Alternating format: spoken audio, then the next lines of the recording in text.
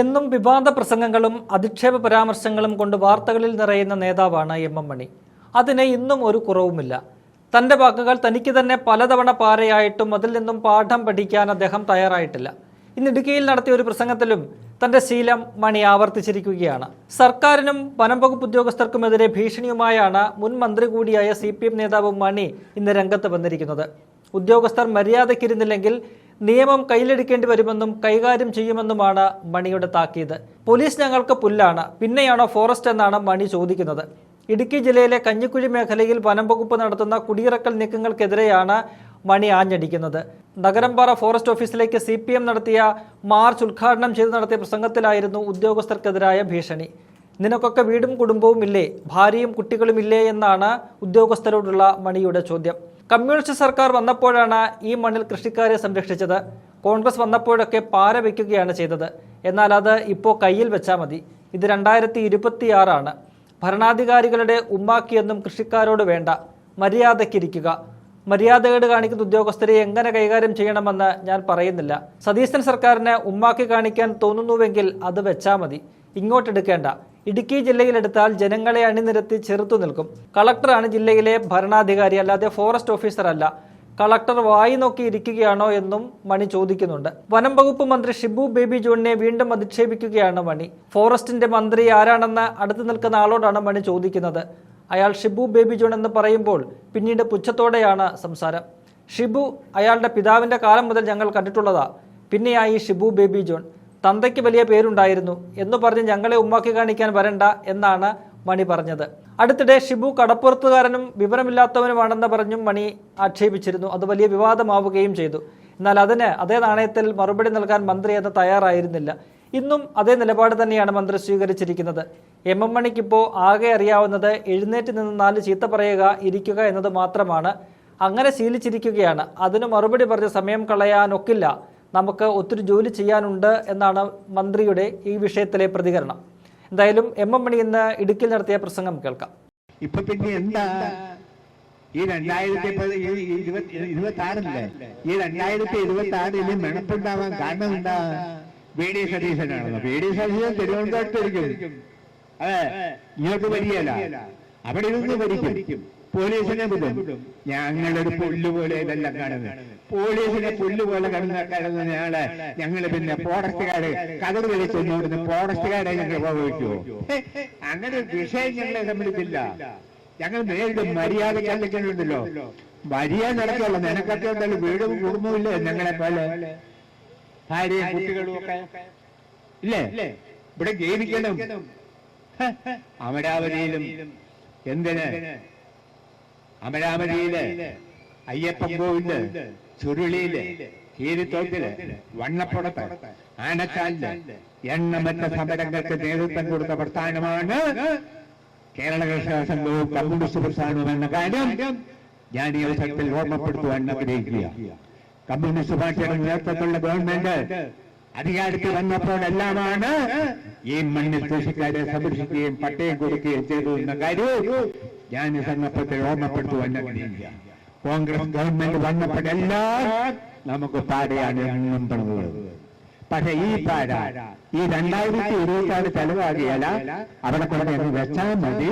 ഇങ്ങോട്ടെടുത്താൽ വഴിയെ നടക്കുകയല്ല, ഫോറസ്റ്റാണ്, പോലീസാന്ന് പറഞ്ഞാൽ ഞങ്ങൾ വകുക്കുകയില്ല. പിന്നെ ഉള്ള കാര്യം എന്ന് പറഞ്ഞേക്കാം. പിന്നെ നിയമസമാധാനമില്ല, മാങ്ങാ തേങ്ങയിൽ നിന്നും പറഞ്ഞ് ഞങ്ങളുടെ നില ആരും വരാതിരിക്കുന്നതായിരിക്കും നല്ലതെന്നാണ് എനിക്ക് ഈ അവസരത്തിൽ ഓർമ്മപ്പെടുത്താനുള്ളത്. ഞാൻ ഇവിടെ എത്രയെത്ര സമരങ്ങൾ നടത്തി, എത്രയെത്ര പോരാട്ടം നടത്തി ഈ മണ്ണിൽ ഉറച്ചു നിന്നത്. ഇടുക്കി ജില്ല രൂപം കൊണ്ടത് തന്നെ അങ്ങനല്ലേ? അല്ലേ? ഇത് കോട്ടയം ജില്ലയുടെ ഭാഗമായിരുന്നില്ലേ? തൊടുപുഴ താലൂക്ക് എറണാകുളം ജില്ലയുടെ ഭാഗം കോട്ടയം ജില്ലയുടെ ഭാഗമായിരുന്നു. ആ കോട്ടയം ജില്ലയുടെ ഭാഗമായ തൊടുപുഴ താലൂക്കും ഇടുക്കി ജില്ലയുടെ കോട്ടയം ജില്ല, എറണാകുളം ജില്ലയുടെ ഭാഗമായ തൊടുപുഴ താലൂക്കും കോട്ടയം ജില്ലയുടെ ഭാഗമായിരുന്ന പീരുമേട്, ഉടുമ്പൻചോല, ദേവികുളം താലൂക്കുകളും എല്ലാം ഉൾപ്പെടുത്തിക്കൊണ്ട് ഇടുക്കി ജില്ല രൂപം കൊണ്ടതാണ്.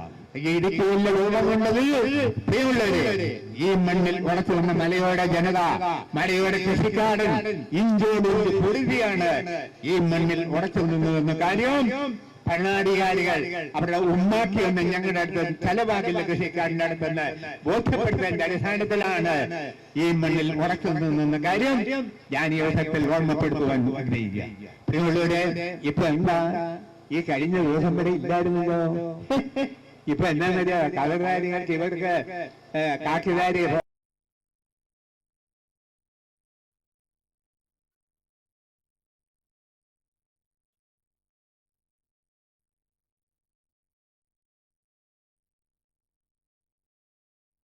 സതീശനെ വിളിക്കും.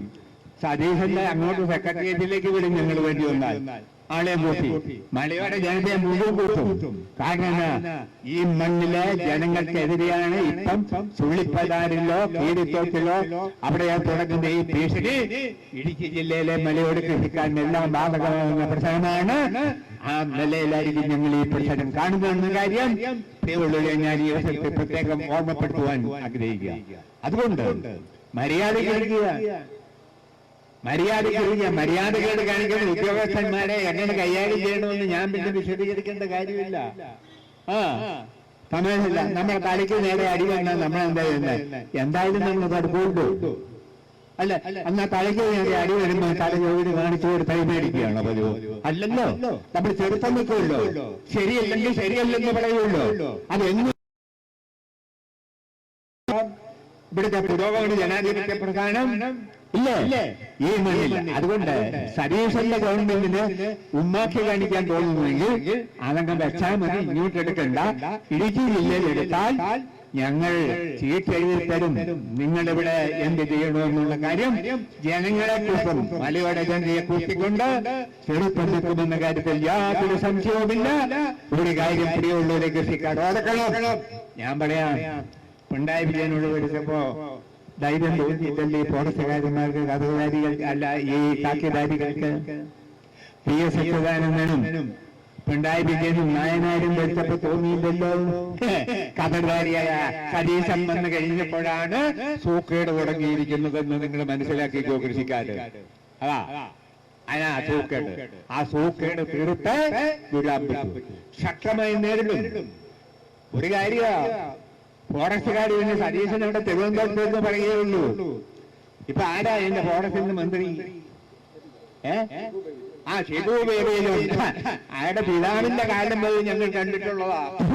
പിന്നെ അതിന് ഷിബു ബേബിയിലുണ്ട്. അന്നൊക്കെ വലിയ പേരുണ്ടായിരുന്നു. അന്നൊന്നും പറഞ്ഞു ഞങ്ങളെ ഉമ്മാക്കി കാണിക്കാൻ പേടിപ്പിക്കാൻ വരണ്ട. ഞങ്ങൾ ഇതിനെ നേരിടുമെന്ന കാര്യത്തിൽ യാതൊരു സംശയവുമില്ല.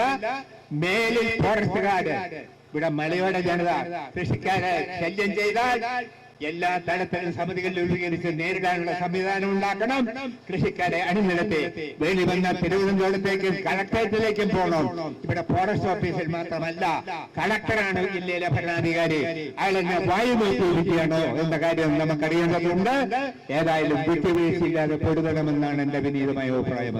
അതുകൊണ്ട് ചുരുളിയിലും കീരിത്തോട്ടിലും അയ്യപ്പങ്കോലിലും അമരാവതിയിലും ആനച്ചാലിലും വണ്ണപ്പുറത്തും പ്രിയമുള്ളവര് ഈ മണ്ണിൽ ഉറച്ചു നിർത്തുന്നതിന് പൊതുവെ പാരമ്പര്യമാണ് കീരിത്തോട്ടിലെ കൃഷിക്കാർക്കുള്ളത്, അമരാവതിയിലെ കൃഷിക്കാർക്കുള്ളത്, ഈ പ്രദേശത്തെ കൃഷിക്കാർക്കുള്ളത് എന്ന കാര്യം ഞാൻ ഈ സന്ദർഭത്തിൽ പ്രത്യേകം ഓർമ്മപ്പെടുത്തിക്കൊണ്ട് ഭരണാധികാരികൾ നിങ്ങളുടെ നിലപാടിൽ നിന്ന് പിന്മാറണം.